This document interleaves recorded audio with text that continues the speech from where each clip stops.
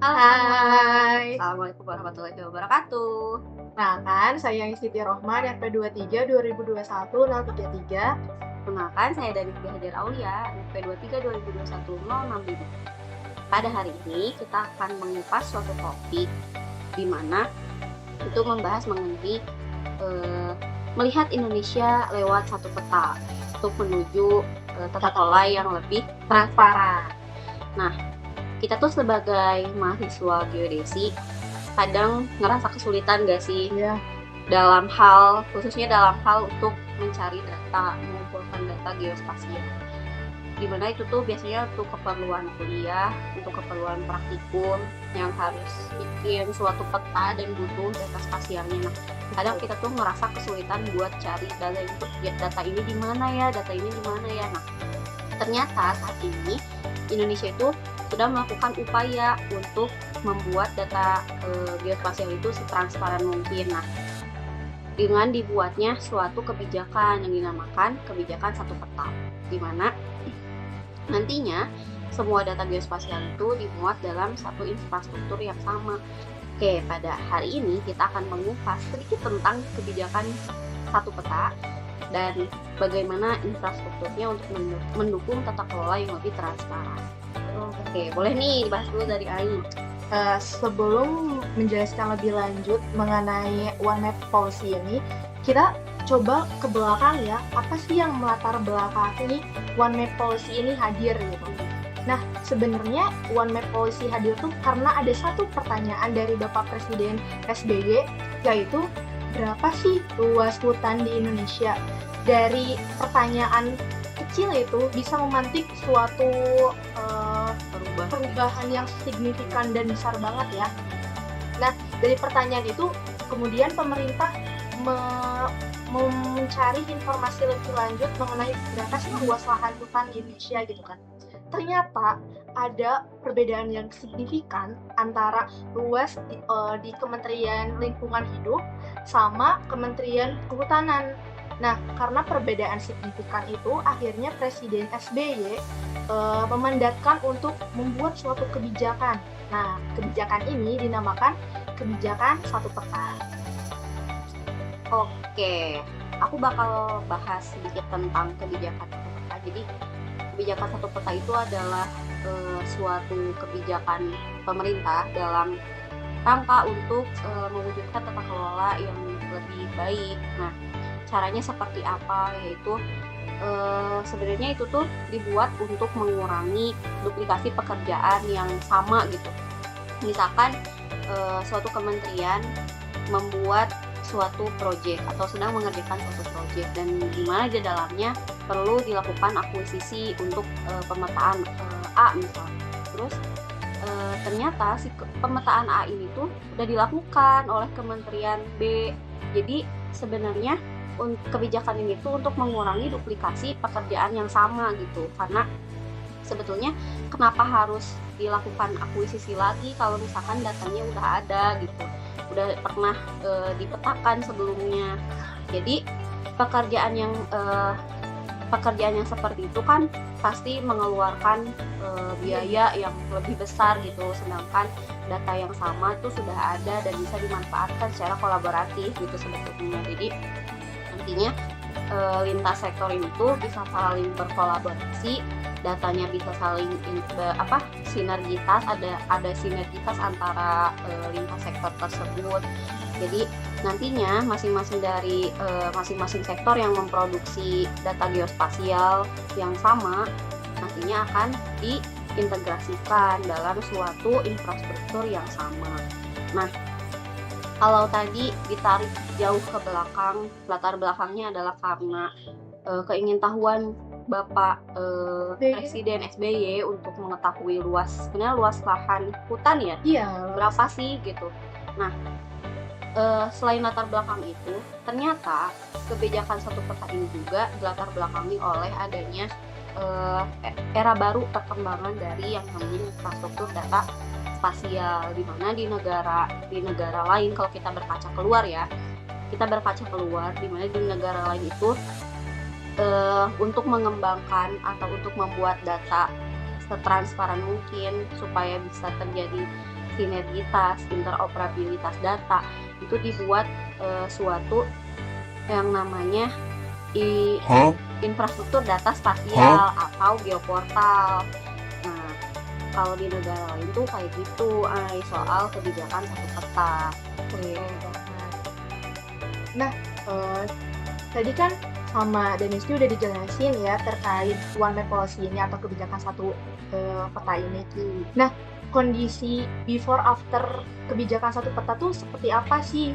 Nah, sebelum adanya kebijakan satu peta, setiap kementerian itu tuh punya versinya masing-masing, punya datanya masing-masing, punya aturannya, standarnya masing-masing. Nah, karena punya standarnya masing-masing, otomatis data yang dihasilkannya juga bersifat sektoral, sehingga tidak bisa digunakan oleh kementerian lain gitu, atau lembaga lain. Nah, setelah adanya kebijakan One Map Policy ini, data-data setiap kementerian yang punya sifat yang sama dan kegunaan yang sama itu bisa digunakan oleh antar kementerian atau lembaga, sehingga biaya yang dikeluarkan oleh setiap kementerian dan lembaga juga bisa dikurangi ya. Betul banget. Terus kebijakan One Map Policy ini per tahun 2024 sudah menghasilkan 158 peta tematik yang melibatkan 24 kementerian dan lembaga. Sehingga kita sebagai masyarakat umum bisa menggunakan dan bisa mengakses data-data tersebut di website peta kebijakan satu peta atau KSP. Oke. Tadi Ai menceritakan secara general, jadi sebenarnya gimana sih si kebijakan satu peta ini mempengaruhi masing-masing sektor, kemudian apa sih sebetulnya kalau misalkan satu kementerian atau satu lembaga sudah membuat satu data yang sama atau suatu proyek dan itu dilakukan lagi, itu kan bisa membuat biaya itu semakin besar atau APB sampai mempengaruhi APBD, APBN. Sebetulnya contoh kasusnya seperti ini. Misalkan BPBD itu kan seharusnya bisa menanggulangi bencana atau memitigasi bencana sebelum bencana itu terjadi. Tapi yang terjadi saat ini adalah biasanya BPBD itu baru memetakan kejadian atau suatu bencana itu setelah bencananya terjadi gitu. Nah, seharusnya mungkin mereka itu kekurangan data untuk dapat melakukan mitigasi sebelum bencananya terjadi gitu. Nah, hal-hal seperti itu kan terjadi karena kurangnya koordinasi, kemudian kurangnya infrastruktur atau kurangnya data yang transparan gitu. Nah, sehingga ada kesulitan untuk memperoleh data-data tersebut. Nah, menurut kamu gimana?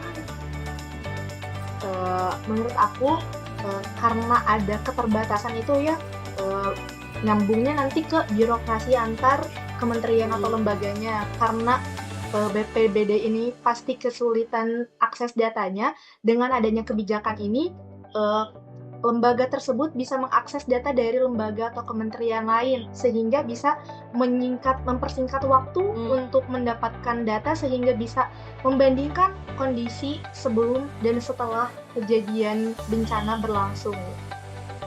Ya, benar banget. Jadi karena itu tadi adanya perbedaan antar lembaga, adanya standar yang berbeda antar lembaga atau instansi, akhirnya data yang seharusnya bisa sama dan ketika digabungkan itu bisa nggak ada suatu gap yang besar gitu. Nah, itu bisa dimulai dengan adanya penyeragaman standar yang sama. Nah, untuk mencapai suatu kebijakan satu peta itu, BIG sebagai penyelenggara informasi geospasial menetapkan beberapa konsep untuk mencapai One Map Policy itu. Nah, ada 4 hal yang harus dipenuhi. Yang pertama itu satu referensi. Satu referensi itu apa sih? Jadi menggunakan satu peta dasar yang sama untuk membuat suatu peta tematik yang ditetapkan tentunya oleh BIG. Kemudian yang kedua adalah satu standar, di mana metodologi, kemudian definisi dan klasifikasinya itu sudah ditetapkan oleh BIG gitu, dan harus sesuai dengan itu. Kemudian yang ketiga, satu basis data, di mana satu basis data itu dimaksudkan untuk membuat suatu pusat data, baik itu secara data spasial ataupun non spasial. Kemudian yang terakhir adalah satu geoportal, jadi memungkinkan terjadinya proses tukar menukar data itu dalam satu infrastruktur data spasial yang sama, itu melalui itu geoportal. Nah, aku akan membahas suatu geoportal yang dimiliki oleh Indonesia, yaitu INA Geoportal, di mana INA Geoportal ini tuh merupakan suatu geoportal yang dibuat oleh BIG pada tanggal 17 Oktober 2011. Jadi ini tuh adalah untuk memberikan fondasi untuk penemuan data spasial, evaluasi, dan aplikasi yang bisa dimanfaatkan oleh pengguna dan penyedia data dalam semua tingkat pemerintahan, sektor komersil, sektor non-profit, akademisi, dan warga pada umumnya, termasuk kita sebagai mahasiswa. Jadi untuk memperoleh data spasial itu kita bisa mengakses INA Geoportal untuk memperoleh datanya. Nah, kemudian fungsinya infrastruktur data itu untuk memperkecil redundansi pengumpulan data yang sama oleh sektor yang berbeda dengan menetapkan standar dataset yang diproduksi oleh berbagai sektor, sehingga nantinya data-data tersebut bisa digabungkan dan kita bisa mengakses deh data itu secara gratis. Jadi kita nggak akan kebingungan lagi untuk mencari data spasial untuk keperluan kuliah. Iya, karena data-data kebijakan satu peta ini yang sudah terintegrasi antar kementerian dan lembaga sudah dapat diakses oleh masyarakat umum, termasuk oleh mahasiswa seperti kita di website Tanah Airku atau di website kebijakan satu peta.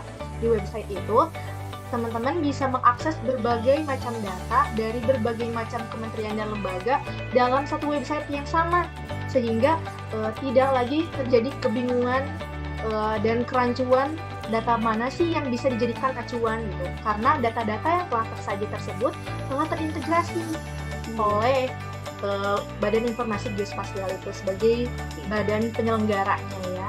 Oke. Udah banyak banget nih yang udah coba kita bahas di video kali ini. Semoga video ini bisa bermanfaat dan sampai jumpa di pembahasan selanjutnya. Bye-bye.